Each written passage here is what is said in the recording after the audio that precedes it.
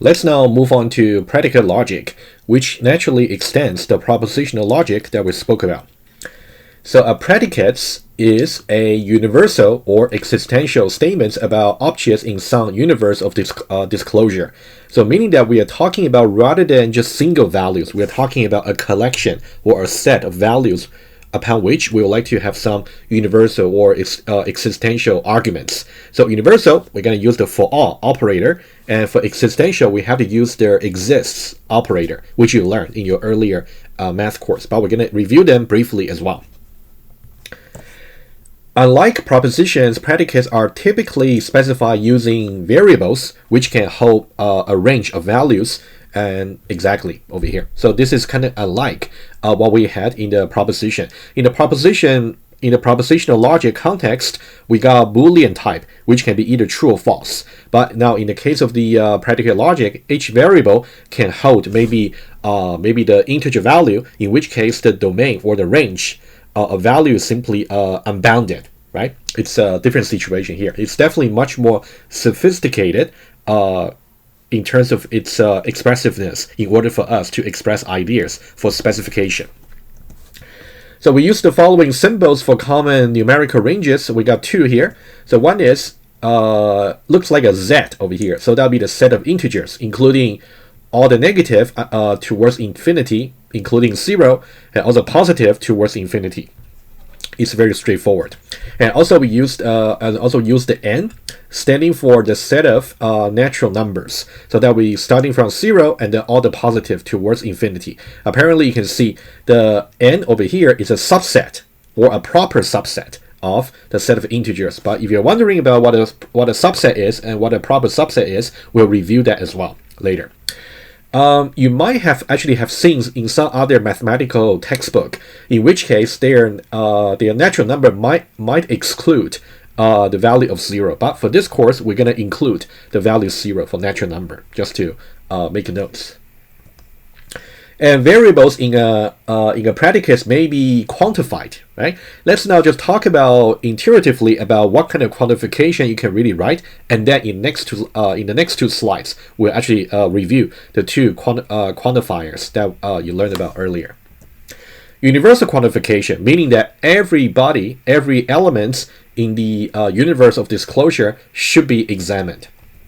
So all the values that a variable may take should satisfy a certain property, right? So when I say a variable may take, it depends on the type of the variable. If the type of the variable is simply just Boolean, it can only take either true or false. If the variable's type is actually integer, in that case, it can take either negative, positive, or 0, right? So for example, given that I is a natural number, I is always non-negative. So here we are talking about every natural number in this particular universe of disclosure. And every number over here, either 0 or 1 or 2, all the way to plus infinity, they are non-negative. They are larger than or equal to 0. Okay, so that's a universal quantification. It's just one example. So what about existential quantification, which is the other extreme, the other flavor? So some value that a variable may take satisfies certain property. So we talk about some. So at least one. As long as you can find at least one witness value that actually satisfies the property, in that case we say the existential quantification actually holds. So for example, so let's say given I is an integer, so I can be either any of the negative number here, or I can be 0, and I can be any of the positive number over here, right? That's the integer. I can be negative, so there exists some I which is negative. Of course, it can. How do you prove it? Of course, -1, for example. That's actually one example here, right? So just understand the flavors between universal versus existential over here. We'll definitely see more as we go over their precise syntax, right? Okay, let's now move on to the quantification one by one.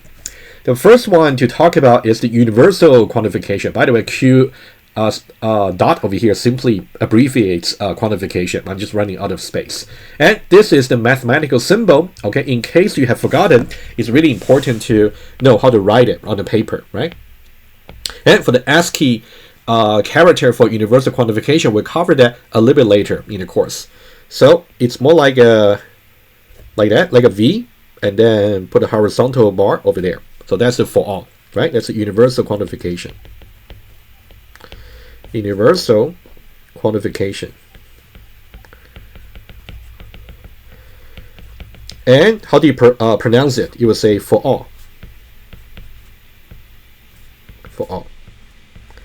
All right. Okay. We'll see the next one in a moment. Okay, that's universal quantification. And what will be the syntax? So this is kind of the specialized syntax that we're going to use in the course. If there's any variance to this particular syntax, I'll let you know explicitly. But for the review purpose, let's focus on this particular form. It's for every x, and then we have a, in the paper form, it's like a dot. But if you want to type from the keyboard, you can just say the dot, like a period. And then R implies P. Okay. Let's see what each one of them is. Okay. So x is a comma separated variables. So over here, you might just declare a list of variables that's going to be used in your quantification formula. It can be ABC, it can be STU, and etc. Okay. Just notice that it's a comma separated. We'll see example in a moment. But the syntax is important, so make sure it's separated by comma, not semicolons. Not. And what about the R over here? You can think about R. Well, R appears as the antecedents for this implication, meaning that if this is true, then this should be true, right? That's kind of the semantics for implication. So we want to say for all the variables over here, if they satisfy a certain range constraint, so R stands for the range, and then in that case, they must also satisfy the property, right? If the value is outside the range, in that case, this will be false. In that case, we don't care whether or not the P is satisfied, right? We talk about in the case where antecedent is actually false for the implication, then it doesn't really matter what the consequence is. Right? Just make sure you actually understand what X is, R is, and P is over here. X is a list of variables. R and P are also both predicates. They are both like Boolean expressions. And in the case of R, it's actually used to actually specify the range or type of all the variables you actually list. You have listed in the X over here. And then the P here is specifying the property that all the variables together should really satisfy. Okay. And how do we understand the idea about how to evaluate the for all, the universal quantification? So we're going to say for all the combinations of the values for the variables that we have listed in X, such that it actually satisfies the range constraint, it should be the case that P is satisfied. Okay, that's how you interpret that. Let's look at examples. The first one, we're saying that for f, so you can see we only got a single variable here. That's why you don't see the comma, right? But if you got multiple variables here, you will see comma. So here we say for every I, such that. So you can think about you can think about the bullet point here is more like a such that. But let's read it together. So for every variable I, such that I is a member of the natural number. I can be 0, can be 1, can be 2, all the way to plus infinity. It is the case, right? Implies it is the case. Given that I satisfy the constraint for the range or the type, I is larger than or equal to 0. Is it true for all such I, that's natural number, I is larger than or equal to 0? Well, that should be true, because that's the very definition for natural number, because every element in the natural number set is actually larger than or equal to 0. That is very easy. But I think the main lesson here may not be just for you to learn about the meaning for the universal quantification. Most likely you're still remembering it. But it's mainly about the syntax that you want to get used to for this course. Okay, number 2. What about this one here? So the only thing we changed was about the R over here, the range, right? We're saying for every variable I, such that I is a member of the integer set, meaning that I can be negative, right? That we are saying I is larger than or equal to 0. Should this be true or false? Well, this should be false, right? We'll talk about how you are supposed to prove the truthfulness for quantifications. But in this case, think about this. The entire universal quantification will be true only if every I in the integer domain, in the integer set, is larger than or equal to 0. But is it the case? No, because I can find at least one integer value for I that's in the integer set that is not going to hold this predicate over here. what is it? For example, -1. -1 is a member of the integer, but -1 larger than or equal to 0 is actually false. So that's why not all the members is going to satisfy. So that's why it's false, right? Should be straightforward to you. But in some way, already telling you what the strategy of proof should be, which we'll try to formulate a little bit more in the later part of this slide. What about this one here? So this one shows you a little bit more syntax. You can see for every I and j, you can see for multiple variables, we use it should be a comma separated, right? You can see the comma here. For every I and j, such that I is an integer and j is an integer, but you can see for the constraint over here, this is a Boolean. So this is a Boolean. We combine the Boolean using the propositional operator, right? It's a conjunction, right? I is an integer, j is an integer. It is the case I less than j or I larger than j. Is that true though? All right, it should be false, because here we are talking about all the possible combinations of I being integer and j being integer, and here we're only talking about one is actually strictly less than or larger than the other. But what about maybe I is equal to 2 and j is equal to 2? In that case, this formula, this property here cannot be held, right? So that's why it will be false. So what I just told you, like I being 2 and j being 2, for example, is one example, so-called counter example or witness to actually disprove that this particular universal quantification is will actually hold, right? All right, so now let's talk about proof strategies. I somehow already informally embedded the proof strategy when I was trying to go over with you these 3 examples. But let's now make it a little bit more formal. Okay, let's say this. Given a universal quantification like this, how do you prove that to be true? All right, how do we do that? Well, the hints would be, think about this part over here. We are saying that for every combination, for every value that the list of variables can actually take, R implies P should be true, right? Over here. That means satisfy the range, meaning that it should be satisfying the property, okay? So when is R implies P true? So it's something that we already learned in the earlier part of the module. So here you can think there are 2 ways. Either both antecedents and also consequence are true, or if the antecedent is simply false, in which case it doesn't really matter what the consequence is. So these are the 2 ways to really make R implies P actually true, okay? Let's talk about this case first. True implies true. What does that mean? That means the variable over here satisfies the range, and also this property holds. That'd be the most straightforward way to actually argue, right?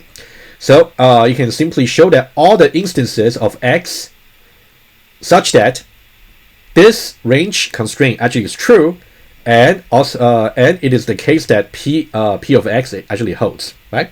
You want to show that for all the possible values for x. So here we are saying that x is with x over here, it's not necessarily just a single variable. We'll simply denote x could be a list of variables, right? Like I and j over here. So just talking about all the combinations for multiple variables. In that case, we are saying that such for all those combination of values such that the range constraint actually holds, it is the case that the property holds. In that case, the whole implication will just be true.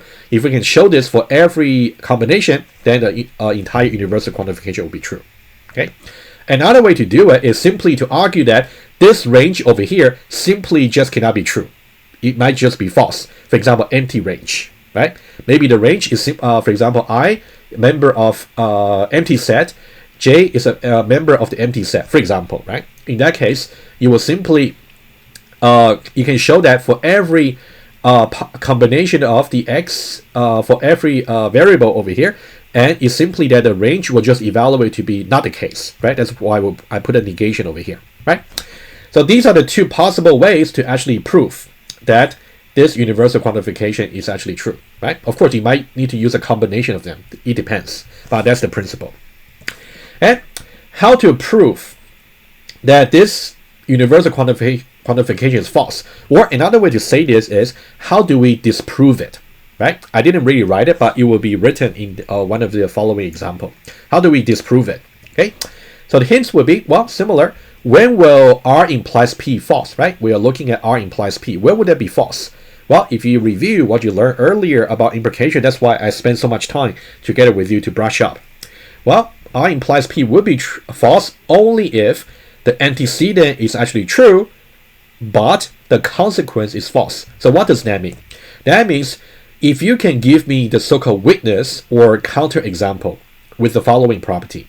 So the witness X is going to satisfy the range constraint, meaning that it's like a for example, in this case, I will find maybe -2, for example, right? -2 actually satisfy the range constraint over here, right? You can think about this is R, and Rx is actually true, -2, right? However, if I try to say P of -2, what's P?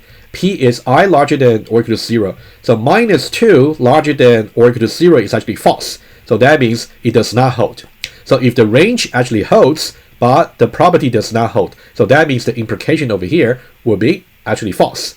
That means you can find at least one instantiation of X that's not going to evaluate to true for the implication. In that case, the universal claim is simply cannot hold, right? Universal simply means every possible combination must hold.